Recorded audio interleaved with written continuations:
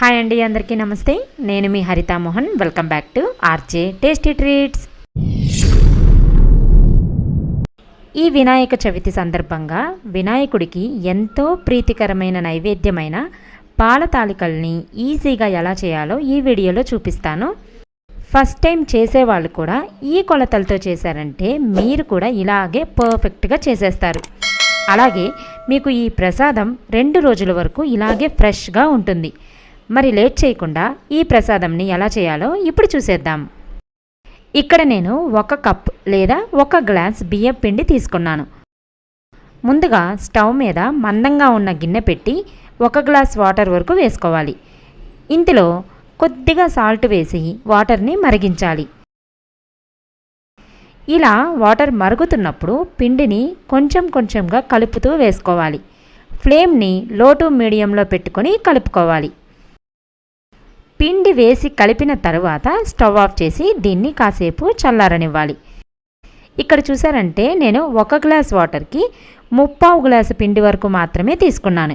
ఈ కొద్దిగా పిండి కాసేపు పక్కన పెట్టుకోండి. ఉడికించిన పిండి కొద్దిగా చల్లారిన తర్వాత ఇలా కాసేపు చపాతీ పిండిని కలిపినట్టు బాగా కలపాలి. ఇప్పుడు దీన్ని చిన్న చిన్న ఉండలుగా చేసుకొని మనం తాలికలు చేసుకోవాలి. తాలికలు చేయడం కోసం కొద్దిగా పొడిపిండిని ఇలా వేసి పిండి ముద్దని ఇలా నెమ్మదిగా ఒక పక్క నుండి రోల్ చేసుకున్నారంటే తాలికలు పొడవుగా చక్కగా వస్తాయి. చూసారు కదా, ఇలా చేసుకోవాలి. ఇదే విధంగా మిగతా పిండిని కూడా కొంచెం కొంచెంగా తీసుకుంటూ మరీ సన్నగా లేదా మరీ లావుగా కాకుండా ఈ సైజులో తాలికలు చేసుకుంటే చక్కగా ఉడుకుతాయి. నేను తీసుకున్న పిండికి ఇలా తాలికలు, అలానే లాస్ట్లో కొంచెం పిండిని చిన్న చిన్న ఉండ్రాలుగా చేసుకున్నాను. చిన్న గులాబ్ జామ్ సైజ్ అంతా ఉండ్రాలు చేసుకుంటే సరిపోతుంది. ఉండ్రాలు పాయసంలా ఇవి కూడా చాలా టేస్టీగా ఉంటాయి. ఇక ఇవి పక్కన పెట్టుకొని ఈ మిగిలిన పిండిలో మరొక 2 లేదా 3 స్పూన్లు పొడి పిండిని వేసి కొంచెం కొంచెం వాటర్ వేసుకుంటూ పిండిని జారుగా కలుపుకోవాలి. మరీ పల్చగా లేకుండా చిక్కగా లేకుండా ఇలా కలుపుకోవాలి. సుమారు ఇక్కడ నేను 1/4 గ్లాస్ పిండిని 1 గ్లాస్ వాటర్ వేసి కలిపానండి. చూసారు కదా, ఈ కన్సిస్టెన్సీలో కలిపి దీన్ని కూడా పక్కన పెట్టుకుందాం. ఇప్పుడు బాగా వెడల్పుగా లోతుగా మందంగా ఉన్న గిన్నె తీసుకొని ఇందులో 1/2 లీటర్ పాలు 1/2 లీటర్ నీళ్లు వేసుకొని స్టవ్ మీద మీడియం టు హై ఫ్లేమ్లో పెట్టి పాలని బాగా మరిగించాలి. ఈ ప్రసాదం కోసం మీరు టోన్డ్ మిల్క్ కంటే క్రీమ్ మిల్క్ తీసుకుంటే ఈ పాల తాలికలు చాలా టేస్టీగా ఉంటుంది. ఇలా పాలు మరుగుతున్నప్పుడు తాలికల్ని ఉండ్రాలని నిదానంగా పాలల్లో వేసుకొని విరగకుండా కలుపుతూ ఉడికించాలి. మనం ఎంత పొడవుగా తాలికలు చేసుకున్నా అవి ఆటోమేటిక్గా విరిగిపోతాయండి, బియ్యపిండి కాబట్టి. అందుకే వీటిని మరీ సన్నగా లేదా లావుగా చేయకూడదు.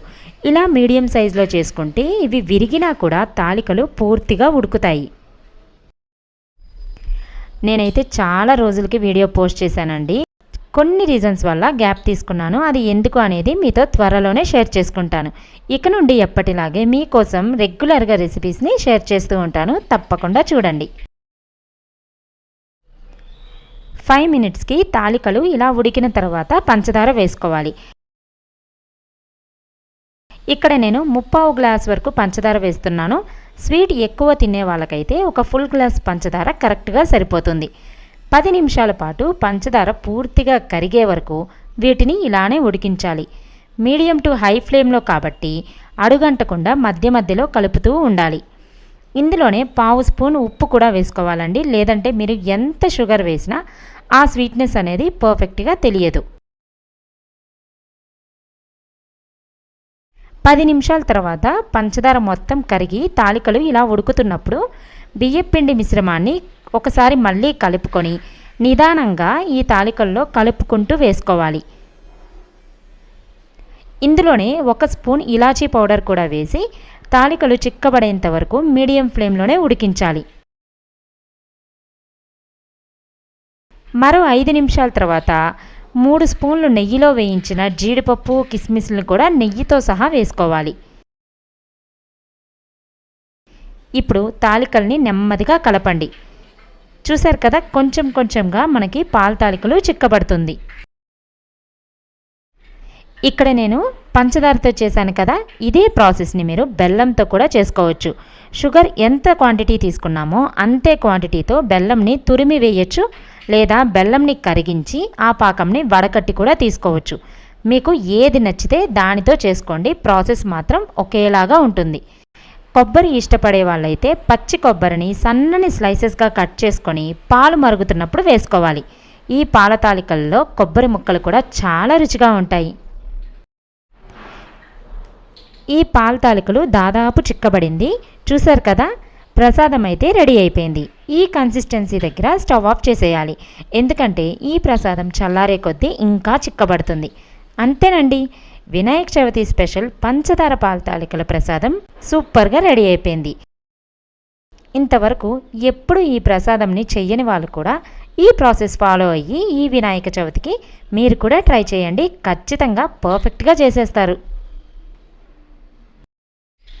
మరి ఈ రెసిపీ మీకు నచ్చితే మర్చిపోకుండా వీడియోని లైక్ చేసి అందరికీ షేర్ చేసేయండి. అలానే ఇంకా నా ఛానల్ని సబ్స్క్రైబ్ చేయని వాళ్ళు తప్పకుండా సబ్స్క్రైబ్ చేసి బెల్ ఐకాన్ని యాక్టివేట్ చేసేయండి. మరో ఇంట్రెస్టింగ్ రెసిపీతో మళ్ళీ కలుద్దాం. Thanks for watching.